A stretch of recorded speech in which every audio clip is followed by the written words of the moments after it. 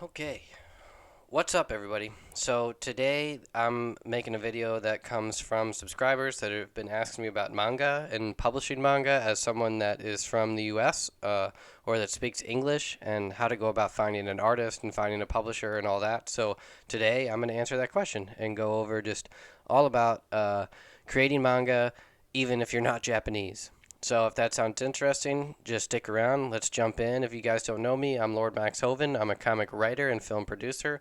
I co-wrote the hit series It Eats What Feeds It and Liquid Kill. Both can be found in comic shops or online at my website hovencrow.com.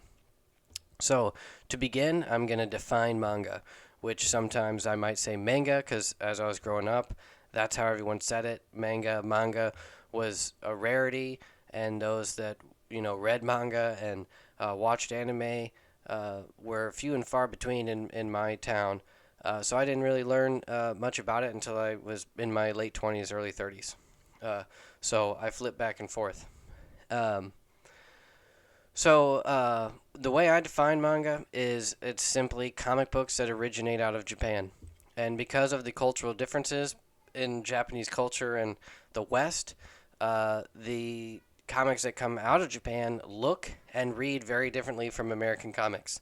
You ignore kind of superheroes and the actual characters and kind of the way the stories are told. The way they actually are formatted is the biggest, set difference. Number one, manga reads back to front or right to left instead of left to right. So to an American, it's quite literally like you're reading something backwards, and it's hard to get used to. So those of us that are reading manga in the U.S., a lot of times they are printed to help us out, and they are printed, in the same style, but and sometimes even reading back to front, but it's in English and not in Japanese, so we can read it. And sometimes it does read front to back, depending on who the publisher is. But I'll get more into that later. The other big thing you'll notice is it's not in the kind of the American comic door style. It's more like a square look to it, and it's a bit smaller. But as far as like how many panels are in it, it's all that is about the same. Uh, as far as like the artwork style, that's probably the biggest difference. You'll notice manga has a lot of exaggerated anatomy and exaggerated emotions, so that's why you see the bigger eyes, the open mouths. Um, and it's hard for me to describe. It's easier if you were to just see. Everyone can tell pretty quickly. Um, the artistic style is very different, and manga is typically black and white. The way they're released is also quite different. You know, over in the East, a lot of times, at least in the past, or at least the mainstream, they are published not as individual like comics. They're published in zines and then later as like full graphic novels, or they just come out as full graphic novels in a series. They're usually a lot longer um, and thicker, and you buy them as books. But like I was saying, since they're black and white, it's a lot more like the typical, not I'm not sure the kind of paper, but it's not the glossy paper like we have here in the U.S. Aside from the actual physical differences, the other part is like as far as story and the way they are categorized and marketed is quite a bit different because in the East, specifically cartoons or animation, they are just have more prevalence in their culture, not just for kids, but all across all age groups.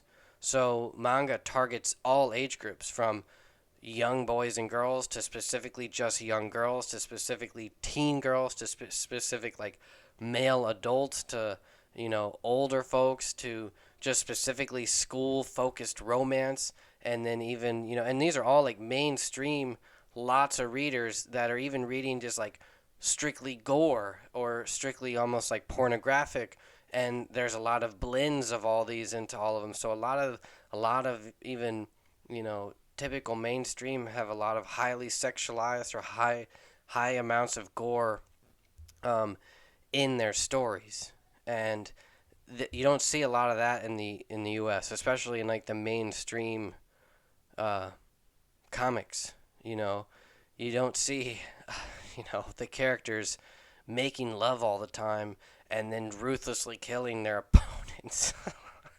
um, but aside from that, people will argue that manga is more political.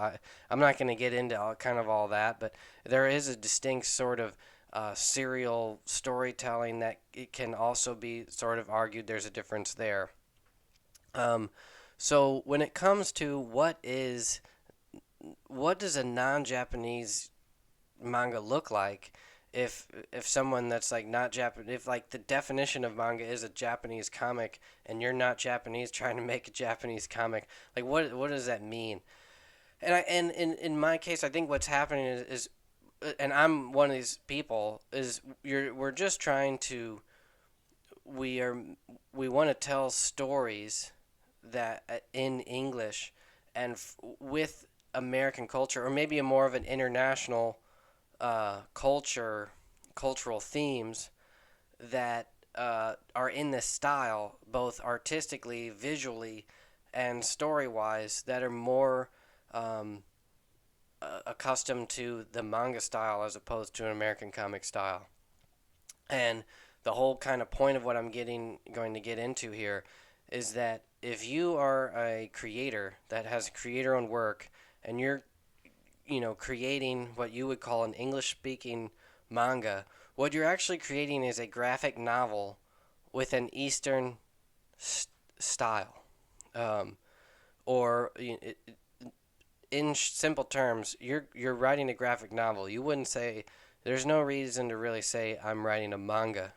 You'd say I'm writing a graphic novel with Eastern influences in both style and story, or like in art style and story.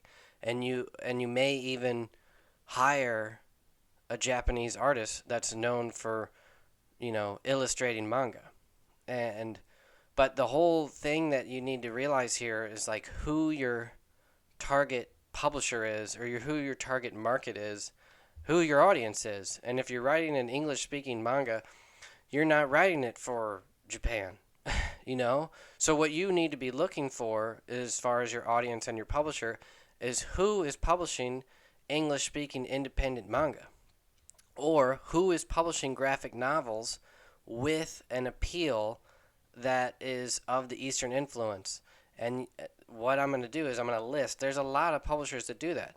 There's a lot of graphic novel publishers that focus strictly on uh, stories that are English spoken, that are more heavily in the style of the Eastern styles.